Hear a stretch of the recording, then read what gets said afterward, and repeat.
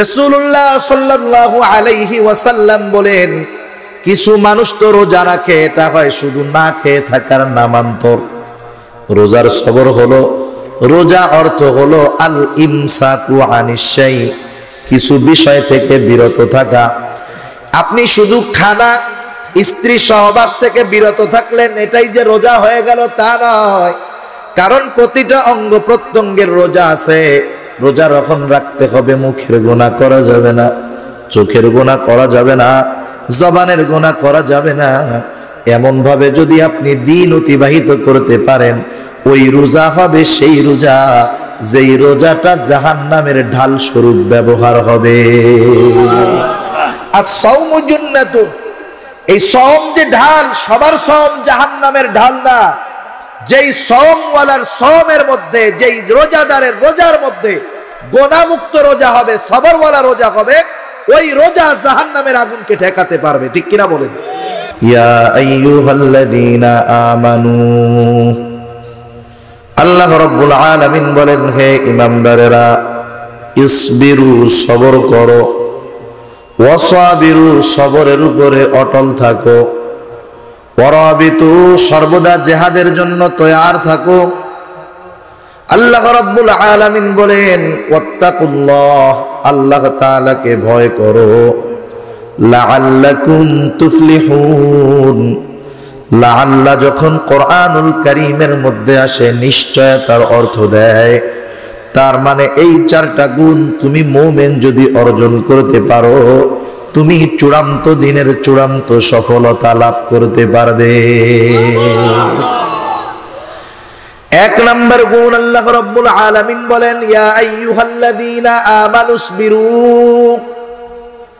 হে ঈমানদারেরা, সবর করো, সবর করো, ধৈর্য ধারণ করো। ধৈর্য এটা একটা মহৎ গুণ। কোরআনুল কারীমে আল্লাহ তাআলা বলেন, ইন্নাল্লাহা মা'আস সাবিরিন, আল্লাহ রাব্বুল আলামিন সবরকারীদের সঙ্গে থাকে। যারা ধৈর্য ধারণ করতে পারে, এদের সাথে থাকেন কে? আল্লাহ তাদের সাথে থাকেন। এখন সবর কোথায় করব, কোন পদ্ধতিতে করব? তাফসীরে মাআরিফুল কোরআনের মধ্যে আসছে, সাধারণত মুমিন সবর করবে তিন জায়গায়। কয় জায়গায়? এক নাম্বার, মুমিন সবর করবে তার ইবাদতের মধ্যে। এক নম্বরে মুমিন ইবাদতের মধ্যে সবর করবে। মুমিন গুনার থেকে বাঁচার ক্ষেত্রে সবর করবে। মুমিন মুসিবতের ক্ষেত্রে সবর করবে। এক নম্বরে মুমিনের সবর হবে ইবাদতের মধ্যে। ইবাদতের মধ্যে কেমন সবর করবে মুমিন? সবর শব্দের অর্থ হলো বিরত থাকা। সবর শব্দের অর্থ অন্য একটা অর্থ হলো বিরত থাকা, ধৈর্য ধারণ করা। এই মুমিন ইবাদতের মধ্যে কেমনে সবর করবে? ইবাদতের মধ্যে সবর করার অন্যতম পদ্ধতি হলো, মুমিন ইবাদতগুলা প্রথমত আল্লাহর সন্তুষ্টির জন্য করবে, এবং এই তরিকা হবে মুহাম্মাদুর রাসূলুল্লাহ সাল্লাল্লাহু আলাইহি ওয়াসাল্লামের তরিকা। তাহলে ইবাদতের মধ্যে যদি সন্তুষ্টি অর্জন উদ্দেশ্য থাকে আল্লাহর, আর পদ্ধতি যদি হয় আমার আপনার নবীর, তাহলে এটা হবে সবরওয়ালা ইবাদত। আর যদি আল্লাহর সন্তুষ্টি উদ্দেশ্য না থাকে, নবীর পদ্ধতি যদি ইবাদতের মধ্যে না থাকে, ওই ইবাদত হবে সবরবিহীন ইবাদত। ওই রকম ইবাদত আমাকে আপনাকে কঠিন মুসিবতের দিন জাহান্নাম থেকে বাঁচাতে পারবে না। প্রতিটা ইবাদতে সবর আছে, প্রতিটা ইবাদত। নামাজের মধ্যে সবর আছে, রোজার মধ্যে সবর আছে, যাকাতের মধ্যে সবর আছে। যার ইবাদত সুন্নাত তরিকায় হয়, তার ইবাদতের মধ্যে সবর পাওয়া যায়। নামাজের মধ্যে সবর কেমন? নামাজের মধ্যে এক নম্বরে তার নামাজটা হবে আল্লাহ তাআলার সন্তুষ্টির জন্য। কারণ আল্লাহ তাআলাই আমাদেরকে নবীর মাধ্যমে শিক্ষা দেয়। নবী আপনি বলেন, ইন্না সলাতি ওয়া নুসুকি ওয়া মাহইয়ায়া ওয়া মামাতি লিল্লাহি রাব্বিল আলামিন। আমার নামাজ, আমার কুরবান, আমার জীবন, আমার মরণ সব রব্বুল আলামিনের জন্য, ঠিক কিনা? ইবাদতের মধ্যে প্রথম সবর হলো আল্লাহর সন্তুষ্টি অর্জন করা, দ্বিতীয় হলো আল্লাহর নবী ইবাদতটা যেই তরিকায় দেখায় গেছেন সেই তরিকায় করা। এখন প্রশ্ন হলো ইবাদতের সবর আমরা অর্জন করব কিভাবে? বাংলা বই পড়ে অথবা নিজে নিজে পড়ে ইবাদত শেখা যায়, কিন্তু ইবাদতের মধ্যে সবর অর্জন করা যায় না। যেমন আপনি জীবনে নামাজ পড়েন নাই, আপনি একটা নামাজের বই কিনে নিয়ে আসলেন। আপনি ওই বই যতই পড়েন না কেন, যতক্ষণ না কোনো আলেম আপনাকে হাতে কলমে নামাজ শিখায় দিবে, ততক্ষণ পর্যন্ত মদিনাওয়ালার নামাজ হবে না, ঠিক কিনা? যেমন একজন অতি পণ্ডিত উনি মোটরসাইকেল চালানো শিখবে। কি শিখবে? মোটরসাইকেল চালানো শিখবে। উনি গুগলে সার্চ করলেন, বাজার থেকে বই কিনে আনলেন এই মোটা একটা, কিভাবে মোটরসাইকেল চালানো শিখবেন? আপনি বলেন তো, এই লোকটা এই বইয়ের হাফেজ হয়ে গেল পড়তে পড়তে। হাফেজ হওয়ার পরে এরে ওই খোলা মাঠে একটা মোটরসাইকেল দিলেন যে তুই তো এই বইয়ের হাফেজ, তুই একটু মোটরসাইকেল চালা। 2 হাত যাইতে পারবে? আষাঢ় খাইয়ে ও মরবে, মোটরসাইকেলও ভাঙবে। এত কিছুর তো দরকার নাই। যে মোটরসাইকেল চালাইতে পারে তারে বল যে ভাই একটু মোটরসাইকেল শিখায় দে, আধা ঘন্টা লাগবে না, আপনি মোটরসাইকেলের চালক হয়ে যাবেন, ঠিক কিনা বলে? অনুরূপ ভাবে ইবাদতে যদি সবর অর্জন করতে হয়, নবীর ওয়ারিস যারা, উলামায়ে কেরাম যারা, এনাদের কাছে গিয়ে ইবাদত গুলো শিখতে হবে, ঠিক কিনা বলেন? সেজন্য আমি যদি উলামায়ে কেরামের সাথে থাকি, আমি সবরওয়ালা ইবাদত অর্জন করতে পারবো। কেন? দেখেন আল্লাহ তাআলা বিভিন্ন ইবাদতের কথা কোরআনুল কারীমের মধ্যে বলছেন, নামাজের কথা আল্লাহ কোরআনে বলছেন, কিন্তু সমগ্র কোরআনে যদি আপনি তালাশ করেন, নবীর সুন্নাহ বাদ দিয়া, হাদিস বাদ দিয়া, শুধুমাত্র কোরআন থেকে যদি আল্লাহর আদেশ নামাজকে শিখতে চান, কিয়ামত হয়ে যাবে শুধু কোরআন থেকে।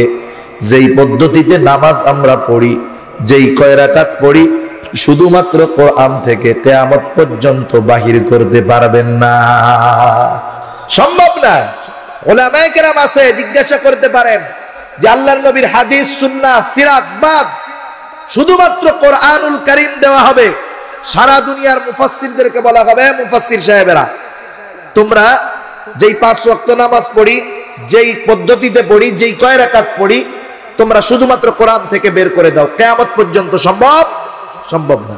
দেখেন এত দামি একটা ইবাদত, অথচ এর পরিপূর্ণ পদ্ধতি আল্লাহ কোরআনে দেন নাই। কোরআনে আল্লাহ আদেশ করেছেন নামাজের। এখন আমাদের প্রশ্ন, তাহলে এই গুরুত্বপূর্ণ ইবাদত কোথা থেকে শিখবো?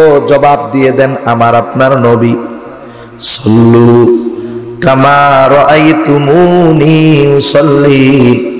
আল্লাহর আদেশ হলো নামাজ কিভাবে শিখবা, কিভাবে পড়বা? নবী আমার বলেন, সল্লু, নামাজ পড়ো, কামা রাআইতুমুনি উসাল্লি, যেভাবে আমাকে নামাজ পড়তে দেখো তোমরা সেভাবে নামাজ পড়ো। তাহলে সাহাবায়ে কেরাম নামাজ শিখছেন নবীর থেকে, ঠিক কিনা? সাহাবায়ে কেরাম থেকে নামাজ শিখছেন তাবেঈন, তাবেঈন থেকে শিখেছেন তাবেঈন, তাদের থেকে শিখেছেন আইম্মায়ে কেরাম। এই ধারাবাহিকতায় একটা সময় উলামায়ে কেরাম শিখেছেন ওই নামাজ। মদিনাওয়ালা যেই নামাজ পড়েছেন, উলামায়ে কেরাম প্র্যাকটিক্যাল ভাবে শিখেছেন সেই নামাজ। সেজন্য ইবাদতে যদি সবর অর্জন করতে হয়, অবশ্যই উলামায়ে কেরামের কাছে গিয়ে ইবাদতগুলা শিখতে হবে। দেখেন হজের সময় এক একজন আলেমরে অথবা যে কয়েকবার হজ করেছে মুআল্লিম দেয়। যারা হজে গেছেন বুঝবেন, প্রথমবার হজে গেলেই যত বড় আলেম হোক মুআল্লিম বানাবে না। আপনি যতই বাংলাদেশ থেকে বইগুলো পড়ে যান, যত হাজি গেছে, কত হাজিরে দেখছি 3-4 বছর ধরে বইয়ের হাফেজ হয়ে গেছে। হজ করে আইসা কয় শুধু বইটা 3 বছর পড়ছি, কোনো কাজে লাগে নাই। মুআল্লিম সাহেব সাথে ছিল বিদায় হজটা ভালো মতো করতে পারছি, বুঝতে পারছি। তাহলে দেখছেন, এই বই থেকে আপনি পড়ে হজ করতে পারবেন না, কিছু জানতে পারবেন, কিন্তু প্র্যাকটিক্যাল হজ করতে হবে উলামায়ে কেরামের মাধ্যমে, ঠিক কিনা? তারা দেখায় দিবে কিভাবে করো। যাকাত দিতে চান, যাকাতের টাকা আপনার আছে, আপনি যতই যাকাতের কিতাবাদি পড়েন না কেন, পরিপূর্ণভাবে হক আদায় করে যাকাত যদি দিতে হয়, উলামায়ে কেরামের পরামর্শ ছাড়া, প্র্যাকটিক্যাল ছাড়া সম্ভব নয়। অনুরূপভাবে আপনি রোজা রাখলেন, রোজারও সবর আছে। রোজার সবর কি? রাসূলুল্লাহ সাল্লাল্লাহু আলাইহি ওয়াসাল্লাম বলেন, কিছু মানুষ তো রোজা রাখে, এটা হয় শুধু না খেয়ে থাকার নামান্তর। রোজার সবর হলো, রোজা অর্থ হলো আল ইমসাকু আনিশ শাই, কিছু বিষয় থেকে বিরত থাকা। আপনি শুধু খানা, স্ত্রী সহবাস থেকে বিরত থাকলেন, এটাই যে রোজা হয়ে গেল তা নয়, কারণ প্রতিটা অঙ্গ প্রত্যঙ্গের রোজা আছে। রোজা রখন রাখতে হবে, মুখের গুনাহ করা যাবে না, চোখের গুনাহ করা যাবে না, জবানের গুনাহ করা যাবে না। এমন ভাবে যদি আপনি দিন অতিবাহিত করতে পারেন, ওই রোজা হবে সেই রোজা যেই রোজাটা জাহান্নামের ঢাল স্বরূপ ব্যবহার হবে। as-সাওমু জান্নাতুন, এই সওম যে ঢাল, সবার সওম জাহান্নামের ঢাল না। যেই সওমওয়ালার সওমের মধ্যে, যেই রোজাদারের রোজার মধ্যে গুনাহমুক্ত রোজা হবে, সবরওয়ালা রোজা হবে, ওই রোজা জাহান্নামের আগুনকে ঠেকাতে পারবে, ঠিক কিনা বলেন? আপনি হজ করতে গেছেন, হজের মধ্যেও সবর আছে। এখন তো আধুনিকতার জামানা, হজের এক একটা রকম সম্পন্ন করে 3 বার সেলফি মারে, আছে না নাই? তাওয়াফ করে, প্রথম তাওয়াফ দেওয়া হলো, সেলফি চলতেছে, লাইভ চলতেছে, বাইতুল্লাহ থেকে লাইভ দিচ্ছি, মদিনা শরীফ থেকে লাইভ দিচ্ছি। শয়তানরে পাথর মারতে গেছে, লাইভ মারতেছে। গত বছর পত্রিকায় একটা ছবি খুব প্রচার হয়েছে, এক মুরব্বী পাথর মারবে এইদিকে, সেলফি তুলতে গিয়ে পাথর মেরে দিছে এইদিকে। কোন শয়তানরে মারবো, কোন শয়তানরে মারছে আল্লাহই ভালো জানে। এখন দেখেন, এই ইবাদতগুলা সেলফি কেন তোলা হয়? সেলফি হলো যখন নিজের কিছু নিজে প্রকাশ করতে মনে চায়, তখন সেলফি তোলা হয়। তার মানে কি? আমি চাই পাবলিকে একটু দেখুক আমি তাওয়াফ করতেছি, আমি চাই পাবলিকে একটু দেখুক আমি শয়তানরে পাথর মারতেছি, আমি চাই পাবলিকে একটু দেখুক আমি মিনায় আছি, মুজদালিফায় আছি, আরাফায় আছি। এগুলো দেখাইতে মন চায়। এইরকম হজ আল্লাহ যদি 1000 বছর হায়াত দেয়, এই নিয়তে 1000 বছর হজ করা হয়, আসল হজ একবারও হবে না, ঠিক কিনা বলেন? সেজন্য হজ হবে সবরওয়ালা হজ। 1 নম্বরে টাকাটা হবে হালাল, 2 নম্বরে উলামায়ে কেরাম যেভাবে শিখায় দেয় সুন্দরভাবে একাগ্রতার সাথে সব রকমগুলো যদি আদায় করা যায়, তাহলে হয়তো আশা করা যায় হজ করার পরে ওই লোকটার অবস্থা এমন হবে কেমন জানি সদ্য ভূমিষ্ঠ নাবালক মাসুম সন্তান। সুবহানাল্লাহ, এত সহজ না। ইবাদতের মধ্যে সবর আছে। কারণ দেখেন, দুনিয়ার মানুষের অনেক ইবাদত আল্লাহ তাআলার কাছে কিয়ামতের দিন গ্রহণযোগ্য হবেই না, বরং কি হবে? এই ইবাদতগুলো তার জাহান্নামে যাওয়ার কারণ হবে। আল্লাহ বলেন, ওয়াকাদিমনা ইলা মা আমিলু মিন আমালিন ফাজআলনাহু হাবাআম মানসুরা। আল্লাহ রাব্বুল আলামিনের সামনে বান্দার সব আমলগুলা উপস্থিত করা হবে, যেই আমলগুলা শুধুমাত্র আল্লাহ ব্যতীত অন্য কারো সন্তুষ্টির জন্য করা হয়েছে, আল্লাহ তাআলা সেই আমলগুলাকে ধূলিসাৎ করে দিবেন, ধুলায় পরিণত করে দিবেন। বরং ক্ষতিটা কি হবে রে মুমিন? ইবাদতের একমাত্র উপযুক্ত হকদার হলেন আল্লাহ। তাহলে আল্লাহ যেটার হক, যেটার পাওনা, সেটা যদি মানুষের খুশির জন্য করা হয়, মানুষকে দেখানোর জন্য করা হয়, শিরক হয়ে যায়, রিয়া হয়ে যায়, লৌকিকতা হয়ে যায়, আমল বাতিল। রিয়াওয়ালা ইবাদতের কারণে শাস্তি হবে, জাহান্নামে যেতে হবে। এই জন্য আমার আপনার আমল যত হোক, সন্তুষ্টি উদ্দেশ্য হবে কার? এটাই হলো ইবাদতের সবব। তারা হলে কি অবস্থা হবে রে মুমিন? রাসূলুল্লাহ সাল্লাল্লাহু আলাইহি ওয়াসাল্লাম বলেন, কিয়ামতের দিন সর্বপ্রথম 3 শ্রেণীর মানুষকে আল্লাহ হিসাবের জন্য ডাকবে। 1 নম্বরে একজন শহীদকে ডাকবে, শহীদ। রক্তাক্ত অবস্থায় আল্লাহর সামনে উপস্থিত হবে শহীদ। আল্লাহ তাআলা জিজ্ঞাসা করবে, রে গোলাম তোমার এই অবস্থা কেন? ওই লোকটা বলবে, আল্লাহ আপনার দ্বীন প্রচার করার জন্য কাফেরের বিরুদ্ধে জিহাদ করতে করতে জীবন দিয়ে দিয়েছি। আল্লাহ তাআলা জিজ্ঞাসা করবে, কার উদ্দেশ্য তুমি জিহাদ করছো? ওই লোকটা বলবে, আল্লাহ শুধুমাত্র আপনার সন্তুষ্টির জন্য করেছি। আল্লাহ তাআলা বলবেন, না বান্দা, আমি আল্লাহ তোমার অন্তরের খবর জানি। তুমি আমার সন্তুষ্টির জন্য জিহাদ করো নাই, তুমি জিহাদ করেছো যাতে করে দুনিয়ার মানুষ তোমাকে বীর উত্তম বলে, বীর শ্রেষ্ঠ বলে। বান্দা, যে উদ্দেশ্যে তুমি জিহাদ করেছো দুনিয়ায় তুমি তা পেয়ে গেছো। আজকে আমার তরফ থেকে তোমার জন্য কিছু নাই, তুমি চলে যাও, তোমার ঠিকানা হলো চিরস্থায়ী জাহান্নাম। দ্বিতীয়তে আল্লাহ তাআলা একজন দানবীরকে ডাকবেন, টাকাওয়ালা দানবীর। আল্লাহ তাআলা জিজ্ঞাসা করবে, রে গোলাম আমি আল্লাহ দুনিয়ায় তোমাকে এত সম্পদ দিলাম, এই সম্পদ গুলো তুমি কোন কাজে ব্যয় করেছো? ওই লোকটা বলবে, আল্লাহ আপনার দেওয়া সম্পদ আমি গরিবের মধ্যে দান করেছি, সদকা করেছি। যার বাড়ি নাই তাকে বাড়ি বানায় দিছি, যার চিকিৎসার টাকার দরকার তাকে আমি চিকিৎসার টাকা দিয়েছি। আল্লাহ তাআলা বলবে, বান্দা এত কষ্টের উপার্জনের সম্পদ কেন দান করেছো? কি উদ্দেশ্যে দান করেছো?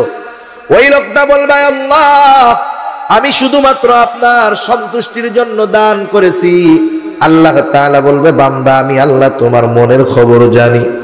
তুমি আমি আল্লাহর সন্তুষ্টির জন্য দান করো নাই, তুমি দান করেছো যাতে করে দুনিয়ার মানুষ তোমাকে দানবীর বলে, সমাজ সেবক বলে, গরিবের বন্ধু বলে। যে উদ্দেশ্যে তুমি দান করেছো দুনিয়ায় তুমি তা পেয়ে গেছো। সুতরাং আজকে আমি আল্লাহর তরফ থেকে তোমার জন্য কিছু নাই, তুমি চলে যাও, তোমার ঠিকানা হলো চিরস্থায়ী জাহান্নাম। তৃতীয়তে আল্লাহ তাআলা একজন আলেমকে ডাকবেন, আর এক বর্ণনা আসছে একজন কারি সাহেবকে ডাকবেন। আল্লাহ তাআলা জিজ্ঞাসা করবে, ও গোলাম এত কষ্ট করে দুনিয়ায় কেন তুমি ইলম অর্জন করছো? ওই লোকটা বলবে, আল্লাহ শুধুমাত্র আপনার সন্তুষ্টির জন্য আমি ইলম অর্জন করেছি। আল্লাহ তাআলা বলবে, না বান্দা তুমি মিথ্যা বলতেছো, তুমি আলেম হয়েছো, কারি হয়েছো যাতে করে দুনিয়ার মানুষ তোমাকে আলেম বলে, হাফেজ বলে, কারি বলে, মুফতি বলে, মুহাদ্দিস বলে, শেখুল হাদিস বলে, বড় বক্তা বলে। যে উদ্দেশ্যে আলেম হয়েছো, ইলম অর্জন করেছো, দুনিয়ায় তুমি তা পেয়ে গেছো। আজকে আমি আল্লাহর তরফ থেকে তোমার জন্য কিছু নাই, তুমি চলে যাও, তোমার ঠিকানা হলো চিরস্থায়ী জাহান্নাম। চিন্তা করছেন, এত বড় বড় আমল করলো, শুধুমাত্র এটা আল্লাহর সন্তুষ্টির জন্য না হওয়ার কারণে জাহান্নামে যাওয়া লাগলো, আমলগুলা বাতিল হলো। তাহলে ইবাদতের সবর হলো, উদ্দেশ্য থাকবে আল্লাহর সন্তুষ্টি, তরিকা হবে বিশ্বনবী মুহাম্মদুর রাসূলুল্লাহ সাল্লাল্লাহু আলাইহি ওয়াসাল্লামের। আর শিখবো আমাদের উলামায়ে কেরামের কাছ থেকে, আলেমদের কাছ থেকে, প্র্যাকটিক্যালি শিখবো, হাতে কলমে শিখবো। তাহলে আমার ইবাদতটা সবরওয়ালা ইবাদত হয়ে যাবে। 2 নাম্বার, আমি সবর করব গুনার থেকে বেঁচে থাকার সবর। গুনাহ আমার সামনে আসবে, গুনার থেকে বেঁচে থাকতে হবে। আমার চোখের সামনে গুনাহ আসবে, চোখরে গুনার থেকে ফিরাইয়া দিতে হবে। সরকারি চাকরিজীবী, ঘুষের টাকার অফার আসবে, লোককে পরিহার করতে হবে। এমন অবস্থা যদি করতে পারি, রাসূলুল্লাহ সাল্লাল্লাহু আলাইহি ওয়াসাল্লাম বলেন, যেই ব্যক্তি তার চোখকে গুনার থেকে ফিরাইয়া আনতে পারে, আল্লাহ রব্বুল আলামিন তার ইবাদতের মধ্যে মজা দান করে দেয়। গুনার থেকে চোখ যদি ফিরানো যায়, তাহলে তার রূহানি শক্তি পয়দা হয়ে যায়, এমন শক্তি যেটা দুনিয়ার ভিটামিন খাবার খেয়ে পাওয়া যায় না, আসমানওয়ালার তরফ থেকে সেই শক্তি আসে। সুবহানাল্লাহ। সেজন্য এই চোখ, এই অঙ্গ প্রত্যঙ্গ, এটা আল্লাহর তরফ থেকে আমার আপনার কাছে আমানত। এই শরীয়ত, এই দ্বীন, এটা আমার কাছে আমানত। রাখছেন কে? আল্লাহ তাআলা বলেন, ইন্না আরাদনাল আমানাতা আলাস সামাওয়াতি ওয়াল আরদি ওয়াল জিবাল فأبين أن يحملنها وأشفقن منها وحملها الإنسان। পাহাড়ের কাছে জমিনের কাছে আল্লাহ তাআলা এই কোরআনকে এই দ্বীনকে দিতে চাইছেন, এরা অস্বীকার করছে, ভয়ে বিদীর্ণর মতো হয়ে গেছে, আর মানুষ সেইটারে মাইনা নিছে। যখনই মানুষ শরীয়তকে মেনে নিয়েছে, এখন এই মানুষের অঙ্গ প্রত্যঙ্গ সব কিছু তার কাছে আমানত হয়ে গেছে। এজন্যই আল্লাহ তাআলা কোরআনে বলেন, ইয়ালামু খাইনাতাল আয়ুন ওয়া মা তুখফিস সুদূর। আল্লাহ তাআলা তিনি জানেন চোখের কি খেয়ানত আমি আপনি করি। আল্লাহ জানেন আমার অন্তরের গহীন কোণে কি লুকায়া রাখছি। সুতরাং আমি যা দিয়ে গুনাহ করি না কেন, যে অঙ্গ প্রত্যঙ্গ দিয়ে গুনাহ করি না কেন, যেই আল্লাহ অন্তরের খবর জানেন, সেই আল্লাহর বাহিরের অঙ্গ প্রত্যঙ্গের খবর এমনিই জানা থাকবে, এটাই স্বাভাবিক। সেজন্য আমাকে গুনার থেকে সবর করতে হবে। গুনাহ তো সামনে আসতেই পারে, কিন্তু গুনার থেকে যদি বিরত থাকা যায়, রূহানি শক্তি পয়দা হয়ে যায়। ঠিক কিনা বলেন? দেখেন, গুনার থেকে ওই ব্যক্তির বাঁচা বড় কঠিন যার সামনে গুনাহ আসে। যার সামনে গুনাহ আসে সে যদি গুনার থেকে বাঁচে তার জন্য কঠিন। যার গুনাহ করার সুযোগ নাই সে গুনাহ করবে কেমনে? যেমন দেখেন ফেরেশতারা, এদের কি গুনাহ করার সুযোগ আছে নাকি? সুযোগ নাই। মানুষ তো তার আমলের দ্বারা ফেরেশতাদের চাইতে সম্মানিত হয়ে যেতে পারে। কেন পারে? কারণ ফেরেশতা এমন একটা জাত যারে আল্লাহ গুনাহ করার ক্ষমতা দেয় নাই, তাই গুনাহ করে না। কিন্তু মানুষ এমন একটা জাতি যাকে আল্লাহ তাআলা গুনাহ করার সুযোগও দিয়েছে, নেক করারও সুযোগ দিয়েছে, নগদ নগদ ধরাও দেয় না। তাহলে গুনাহ করার সুযোগ থাকার পরে যে গুনাহ করলো না তার মূল্য বেশি, না গুনাহ করার সুযোগই নাই এই জন্য করে নাই তার মূল্য বেশি? কার হবে? যার গুনাহ করার সুযোগ আছে কিন্তু গুনাহ করে না। একজন দুই বন্ধু একসাথে চাকরি পাইছে, একজন পাইছে প্রাইমারি স্কুলে আর একজন পাইছে সচিবালয়ে। সচিবালয়ে যে চাকরি পাইছে ও তো কয়দিনে ঘুষ খেয়ে একবার বিল্ডিং 5 তলা, কিন্তু প্রাইমারি স্কুলের যে টিচার ওর টিনের ঘর। এবার দুই দোস্ত এক জায়গায় হয়েছে, তুমি কি করলা? আমি তো 5 তলা বাড়ি বানায় ফেললাম। তুমি? বলে ভাই আমি ঘুষ টুস খাই না। আমার কথা হলো চাকরি করো প্রাইমারি স্কুলে, পাইলেই না খাইবা। ঠিক কিনা বলেন? ও বেটা তো পায় তাই খায়। সেজন্য যে সুযোগ আছে এরপরেও গুনাহ করে না, এ হলো গুনার থেকে সবর করে নেওয়ালা মুমিন। ঠিক কিনা বলেন? সেজন্য গুনাহ সামনে আসবে, আমাকে আপনাকে চোখ নামায়া দিতে হবে। যুবক, তুমি রাস্তায় চলবা, সুন্দরী নারী হয়তো তোমার প্রথম নজরে বেঁধে যাবে, সাবধান। প্রথম নজর কিন্তু তোমার, দ্বিতীয় নজর তোমার নয়, দ্বিতীয় নজরটা হবে শয়তানের। এই নজর হলো বিষাক্ত তীর। এই নজর থেকেই কত বড় দর্শন থেকেই একটা সময় এই দর্শনটা ধর্ষণে পরিণত হয়। ঠিক কিনা বলেন? কতজন এক নজর দেখার পরে ভালো লাগছে, পিছু লাগছে, এক সময় কত ক্রাইম করে বসছে, অনেক অন্যায়ের সাথে জড়ায় গেছে। এই চোখ বড় একটা গুনার মাধ্যম। সেজন্য এই নজর হলো বিষাক্ত তীর, এটাকে হেফাজত করতে বলছেন আমার আপনার নবী। আর আল্লাহ তাআলা অঙ্গ প্রত্যঙ্গের খেয়ানতের কথা বলছেন, কিন্তু বিশেষ করে উল্লেখ করেছেন চোখের কথা, যে ইয়ালামু খাইনাতাল আয়ুন। কারণ চোখের কথা উল্লেখ করার কারণ হলো বড় বড় অপরাধ সংগঠিত হওয়ার অন্যতম মাধ্যম হলো এই চোখ। ঠিক কিনা? সেজন্য আমি আমার চোখকে হেফাজত করব, সাথে সাথে আনুষঙ্গিক জবানের হেফাজতটাও করব, জবানের গুনার থেকে সবর করব। আমি আপনি আমার আপনার যৌনাঙ্গকেও হেফাজত করব।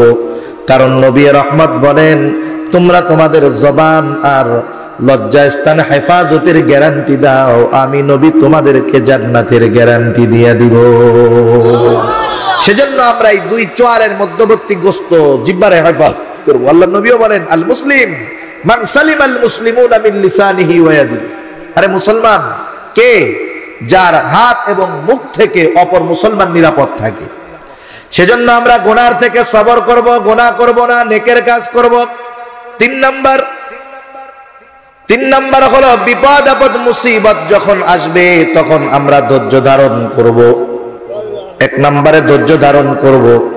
আর যদি সাহায্য চাওয়ার প্রয়োজন হয় দুনিয়ার কারো কাছে চাবো না, মাজারে যাব না, কবরে চাবো না, বাবার কাছে চাবো না, কার কাছে সাহায্য চাবো জোরে বলেন? আল্লাহ রাব্বুল আলামিন তাই আমাদেরকে শিখায়া দেন ওয়াস্তাঈনু বিস-সাবরি ওয়াস-সালাহ। হে বান্দা, তোমার সাহায্য প্রয়োজন, আমি আল্লাহর কাছে সবর এবং সালাতের মাধ্যমে চাও। আল্লাহ তাআলা শিখায়া দিয়েছেন পদ্ধতি। এক নাম্বার, বিপদে পড়ছো ধৈর্য ধারণ করো, সাহায্য প্রয়োজন আল্লাহর কাছে চাও। কারণ আল্লাহ রাব্বুল আলামিন বলেন উদউনি আস্তাজিব লাকুম, তোমরা আমি আল্লাহর কাছে চাও, আহ্বান করো, আমি আল্লাহ তোমাদের ডাকে সাড়া দিব। সেজন্য চাইতে হবে আমার আপনার আল্লাহর কাছে। আমরা মনে করি ছোটখাটো বিপদে পড়লাম আল্লাহর কাছে চাওয়া যায়। আল্লাহ হলো মহান, আল্লাহর কাছে কি ছোট জিনিস চাওয়া যায় নাকি? না না, যে যত আপন তার কাছে তত ছোট এবং সবচেয়ে বড়টা চাওয়া যায়, ঠিক না? দেখেন আপনাদের যাদের বাচ্চা আছে 3-4 বছর বয়স, ও বুঝে না, ও যখন দোকানে যায় চকলেটের প্যাকেট গুলা সুন্দর মোড়কে লোক প্যাকেট করা থাকে, চকচক করে, 1 টাকা দামের চকলেট। ছেলেটার যখন ভালো লাগে ওই ছেলেটা 1 টাকা দামের চকলেট তার আব্বুর কাছে চাইতে লজ্জা পায়? লজ্জা পায় নাকি? ও চায়, কিন্তু সব জিনিস ও অন্য কারো কাছে চায় না, ওর আব্বার কাছে চায়। ও যদি অন্য কারো কাছে চায় ওর আব্বা কি বলবে? তোমার যা প্রয়োজন তুমি আমাকে বলবা, অন্য কারো কাছে চাবা না, কারণ আমি হলাম তোমার আব্বু, আমি তোমার সব দিব। এবার ছোট বাচ্চা 1 টাকার চকলেট নিয়ে হাঁটতেছে, ইতিমধ্যে আকাশ দিয়ে বিমান যাইতেছে। ছোট বাচ্চাকে আব্বু এটা কি? কয় পেলেন? আব্বু এটা আমারে দাও। ছোট বাচ্চা লজ্জা পাবে ওই বড় পেলেন চাইতে তার বাপের কাছে। কেন? বাপ হলো তার সবচাইতে আপন। বান্দা হলো আল্লাহ রাব্বুল আলামিন হলো বান্দার জন্য সবচাইতে আপন। এই জন্য ছোট থেকে ছোট, ক্ষুদ্র থেকে ক্ষুদ্রাতীত, বৃহত্তম থেকে বৃহত্তর সব বান্দা আল্লাহর কাছে চাবে, কোনো লজ্জা করার কোনো কিছু নাই। বান্দা যত আল্লাহর কাছে চায় আল্লাহ তাআলা তত বান্দার উপরে খুশি হয়, সুবহানাল্লাহ। কিন্তু আমরা আল্লাহর কাছে চাওয়া বাদ দিয়ে দিয়েছি, আল্লাহর কাছে চাইতে হবে। বিপদ আপদ মুসিবত দেন আল্লাহ, বিপদ আপদ মুসিবত থেকে উদ্ধার করেন কে? আওয়াজ দিয়ে কর। সেজন্য আল্লাহ বলেন সবর এবং সালাতের মাধ্যমে আমার কাছে চাও। অনেক সময় তো মানুষের জীবন এমন হয়েছে পয়গম্বর আলাইহিস সালাম সাহাবাদের মতো সবর আমরা হয়তো করতে পারবো না। পয়গম্বররা কেমন সবর করেছেন, কত নবীকে তার উম্মত মেরে ফেলছে, কিন্তু পয়গম্বররা তাদের উপরে অভিশাপ দেন নাই। আমার আপনার নবীর কত সবর ছিল। নবী আমার তায়েফের ময়দানে যখন গেছে, হযরতে যায়েদ রাদিয়াল্লাহু তাআলা আনহু তার সাথে ছিলেন। আল্লাহর নবী তায়েফের ময়দানে যখন গেছে, দুষ্টু কাফেরেরা আল্লাহর নবীর বিরুদ্ধে ছেলেদেরকে লেলায় দিছে, পাথর মারা শুরু করেছে। এত পরিমাণ পাথরের আঘাতে আমার আপনার নবীর দেহ রক্তাক্ত হয়ে গেছে। রক্ত পড়তে পড়তে পায়ের মধ্যে জুতা মোবারক আটকে গেছে। আল্লাহর নবী রক্তক্ষরণ হয়েছে, এত পরিমাণ অজ্ঞান হয়ে জমিনের উপরে পড়ে গেছেন। এরপরে নবীকে আবার সুস্থ করে দাঁড়ায়া ওরা আবার পাথর মারা শুরু করছে। আল্লাহর নবী দিনের শেষ প্রান্তে যখন ক্লান্ত শ্রান্ত দেহ নিয়ে একটা পাহাড়ে এসে অবস্থান করতেছেন, ইতিমধ্যে জিবরাইল আমিন চলে আসছে, সাথে করে পাহাড়ের ফেরেশতাকেও নিয়ে আসছে। বলতেছে ইয়া রাসূলুল্লাহ, আপনি শুধু আদেশ করেন, আপনি যদি আদেশ করেন এই 2 পাহাড়ের মধ্যবর্তী শহর তায়েফ, 2টা পাহাড়কে মিলিয়ে এমন ভাবে নিশ্চিহ্ন করে দেওয়া হবে, তায়েফ নামে একটা এলাকা ছিল পৃথিবীর মানুষ জানতেও পারবে না।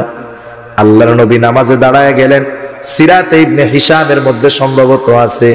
আল্লাহর নবী তখন নামাজে দাঁড়ায় গেলেন, আল্লাহর কাছে বলতেছেন আয় আল্লাহ, আপনি এদেরকে ধ্বংস করে দিবেন না।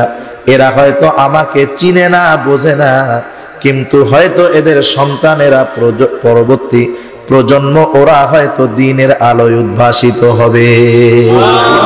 কেমন সবর নবীর ছিল, সাহাবাদের সবর কেমন ছিল। এই রে হায়, হযরত আবু বকর সিদ্দিক রাদিয়াল্লাহু তাআলা আনহু একদিন এক কাফের গালি দিচ্ছেন। আপনার একজন যদি কষ্ট দেয়, আপনি যদি একটু ধৈর্য ধারণ করতে পারেন, এর বিনিময় আল্লাহ তাআলা দিবে। আপনার একজন গালি দিচ্ছে কারণে দেয় না হুজুরদেরকে বিনা কারণে গালি, অনেক সময় অনেককে বিনা কারণে গালি দেয়, আপনি একটু সবর করেন, ওর গালির প্রতিবাদ আপনার দেওয়া লাগবে না, আল্লাহ তাআলা আপনার পক্ষ থেকে ফেরেশতা নিযুক্ত করে দিবে। সুবহানাল্লাহ। হযরত আবু বকর সিদ্দিক রাদিয়াল্লাহু তাআলা আনহু একজনে গালি দিচ্ছে, হযরত আবু বকর সিদ্দিক চুপ করে আছে, বিনা কারণে গালি দেয়। আল্লাহর নবী হাসতেছেন।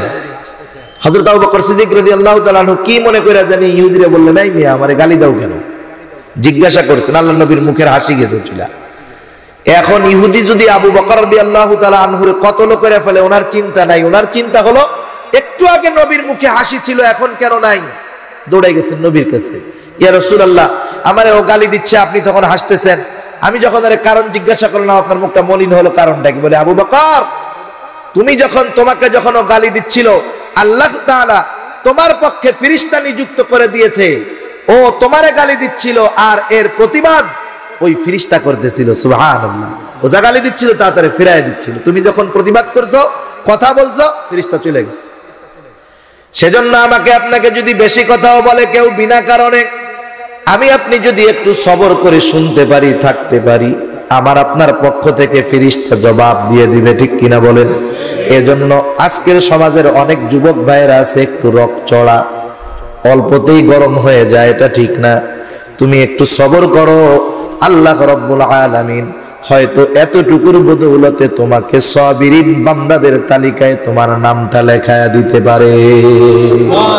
সেজন্য আমরা মুসিবতে সবর করব। দেখেন হযরত আইয়ুব আলাইহিস সালাম কত কষ্টের মধ্যে ছিলেন, সন্তান, স্ত্রী, রাজত্ব সব আল্লাহ কেড়ে নিয়েছেন, পোকা লাগায়া দিয়েছেন শরীরের মধ্যে, কত মুসিবত, জিহ্বার মধ্যে পোকা লাগা লাগা ভাব। হযরত আইয়ুব আলাইহিস সালাম বলে, আল্লাহ আপনি যেটা করে খুশি, কিন্তু আপনি যদি জিহ্বার মধ্যে পোকা লাগায় দেন, আমি আপনার নামের জিকির করে আপনার নামের মজাটা গ্রহণ করি।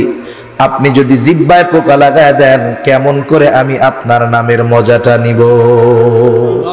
কেমন ছিল তাদের সবর! এত বড় সবর আমাদের দরকার নাই, কিন্তু স্বাভাবিক এতটুকুর মধ্যে থাকি, বিপদ আপদ যতটুকুই হোক না কেন বলবো কার কাছে? আল্লাহর নবী সেই পদ্ধতি আমাদেরকে শিখায় দিয়েছেন। সঠিক তরিকায় আল্লাহর কাছে চাওয়া, এটা সবরের বহির্ভূত কোনো কিছু নয়। আপনার প্রয়োজন আপনি আল্লাহর কাছে বলেন। তারিখে দামেস্কের মধ্যে আসছে, হযরত ওমর রাদিয়াল্লাহু তাআলা আনহুর জামানা, দুর্ভিক্ষ দেখা দিয়েছে, বাজারে খাবারের অভাব। হযরত ওমর রাদিয়াল্লাহু তাআলা আনহু চিন্তিত হয়ে গেছেন, হায় রে, আমি হলাম জনগণের খাদেম, আমার কোন মানুষ যদি খাবারের অভাবে মারা যায়, কিয়ামতের ময়দানে আল্লাহ যদি জিজ্ঞাসা করে, ওমর তুমি তো জনগণের খাদেম ছিলা, কেমন করে না খেয়ে মানুষগুলা মারা গেল, কি জবাব দিব? চিন্তায় পড়ে গেছে হযরত ওমর। এশার নামাজের পর বিশিষ্ট সাহাবাদেরকে নিয়ে বসছে মিটিং এর জন্য। সিদ্ধান্ত হলো আগামী দিন সকালবেলায় এক গ্রুপ যাবে সিরিয়া, আর এক গ্রুপ মিশর, আর এক গ্রুপ ইয়েমেন ফসল কিনতে যাবে, খাবার কিনতে যাবে। সবকিছু ঠিকঠাক করতে গভীর রাত হয়ে গেল। হযরত ওমর রাদিয়াল্লাহু তাআলা আনহু ঘরের মধ্যে এসে পায়চারি করতেছেন, চোখে ঘুম নাই, চিন্তা, পায়চারি করতেছে ওমর। সুবহ সাদিকের পূর্ব মুহূর্তে ঘুম ঘুম ভাব, বিছানার উপরে শরীরটা আলাদা দিয়েছে ওমর। ইতিমধ্যে স্বপ্ন দেখতেছে রাহমাতুল লিল আলামিন মদিনাওয়ালা মুহাম্মাদুর রাসূলুল্লাহ সাল্লাল্লাহু আলাইহি ওয়াসাল্লাম হযরত ওমরের ঘরে, কিন্তু চেহারাটা নবীর মলিন। হযরত ওমর জিজ্ঞাসা করে, ইয়া রাসূলুল্লাহ চেহারাটা কেন আপনার মলিন দেখা যায়? আল্লাহর নবী বলেন, হে ওমর, মুসিবত দিয়েছে, দুর্যোগ দিয়েছে আল্লাহ, দূর করবেন আল্লাহ। তুমি দুর্যোগ মুসিবত মোকাবেলা করার জন্য দুর্যোগ মোকাবেলা কমিটি গঠন করেছো, বলুন তো আল্লাহর দেওয়া দুর্যোগ দুনিয়ার কোন মানুষ মোকাবেলা করতে পারে নাকি? সম্ভব? আরে মেয়ে, মশারে ঠেকানো যায়? মশারে আপনি যদি চিন্তা করেন মশা দেশের ক্ষতি করে ফেলতেছে, সেনাবাহিনী, র‍্যাব, পুলিশ সব মশা মারতে লাগাই দিব, কাজ হবে? কিছুই হবে না। আল্লাহ যদি দুর্যোগ দেয়, ঠেকানোর কেউ নাই। সেজন্য আমাদের দেশেও আছে দুর্যোগ মোকাবেলা কমিটি। দুর্যোগ আসে আল্লাহর তরফ থেকে, আমাদের বদ আমলের কারণে। আল্লাহ বলেন, যহরাল ফাসাদু ফিল বাররি ওয়াল বাহরি বিমা কাসাবাত আইদিন নাস। জলে স্থলে যত রকমের বিপর্যয় আসে এটা হলো আমাদের হাতের কামাই। সেজন্য এই বিপর্যয় দূর করতে পারবে না দুর্যোগ মোকাবেলা কমিটি, বরং একের পর এক দুর্যোগ আসতে থাকবে। আল্লাহ তাআলার দুর্যোগ ঠেকাতে পারে একমাত্র বান্দার চোখের পানি, ঠিক কিনা বলেন? আল্লাহর নবী বলতেছেন, হে ওমর, তুমি দুর্যোগ মোকাবেলা কমিটি গঠন করেছো, আমি কি তোমাদেরকে দুর্যোগ মোকাবেলার পদ্ধতি শিখায়া দেই নাই? আমি কি তোমাদেরকে সালাতুল হাজাত শিখায়া দেই নাই? হযরত ওমরের ঘুম ভেঙে গেল, মসজিদের মিনার থেকে আযানের আওয়াজ। হযরত ওমর রাদিয়াল্লাহু তাআলা আনহু চলে গেলেন মসজিদের মধ্যে। ফজরের নামাজের পরে বলতেছেন, রাখো, কোথাও কারো যাওয়া লাগবে না, সালাতুল হাজতের আমল শুরু করে দাও। সালাতুল হাজতের আমল শুরু হলো। একটা সপ্তাহ ঘুরতে পারে নাই, মদিনার বাজারে খাবারের অভাব ছিল। এক সপ্তাহের মধ্যে আল্লাহ রাব্বুল আলামিন দুর্ভিক্ষ দূর করে মদিনার বাজারে ফসলের ব্যবস্থা করে দিলেন। তাহলে দেখেন, মুসিবত যদি আসে, মুসিবতের সময় সবর হলো আল্লাহরে গালি না দেওয়া। কারণ আমরা তো আল্লাহরে গালি দেই, আল্লাহ খালি আমারই দেয় নাকি বিপদ দেয়, বলে কি বলে না? খবরদার, এমনটা বলা যাবে না। সময়কে গালি দেওয়া যাবে না, কারণ আল্লাহ রাব্বুল আলামিন বান্দা যে মুমিন এটা কিন্তু বিপদ দিয়ে আল্লাহ পরীক্ষা করবে। মুমিন আর পরীক্ষা হবে না। ওয়ালা নাবলুওয়ান্নাকুম বিশাইইম মিনাল খাউফ ওয়াল জু' ওয়া নাকসিম মিনাল আমওয়াল। আল্লাহ রাব্বুল আলামিন পরীক্ষা করবেন জানের কষ্ট দিয়া, মালের কষ্ট দিয়া, বিভিন্ন ভাবে আল্লাহ পরীক্ষা করবেন ইমানদারের ঈমান। দেখি বিপদে পড়ার পরে সে আমি আল্লাহর দোষারোপ করে কিনা। সেজন্য আমার আপনার বিপদে মুসিবতের সবর হলো আমি আল্লাহ ব্যতীত কারো কাছে চাবো না, যতটুকু পারি ধৈর্য ধারণ করব। সব সময় ওই রকম ধৈর্য ধারণ করা আমাদের সম্ভব নয়। এক মহিলা আল্লাহর নবীর জামানায়, তার ছিল হলো মৃগী রোগ। যখন এই রোগটা চেত, তার পুরা শরীরটা অনাবৃত হয়ে যাইত। মহিলা আল্লাহর নবীর কাছে এসে বলল, ইয়া রাসূলুল্লাহ, আপনি একটু আল্লাহর কাছে দোয়া করেন যাতে আমার এই রোগটা সুস্থ হয়ে যায়। আল্লাহর নবী বললেন, তুমি যদি এর উপরে ধৈর্য ধারণ করতে পারো তোমার জন্য উত্তম ফলাফল আছে। মহিলা বলল, ইয়া রাসূলুল্লাহ, অসুবিধা নাই, তবে যখন রোগটা শুরু হয় তখন আমি অনাবৃত হয়ে যাই, একটু দোয়া করেন যাতে করে আমি অনাবৃত না হই। আল্লাহর নবী দোয়া করলেন। এরপর থেকে মহিলা রোগে আক্রান্ত হয় ঠিক, কিন্তু কোন সময় তার পোশাক অনাবৃত হয় না।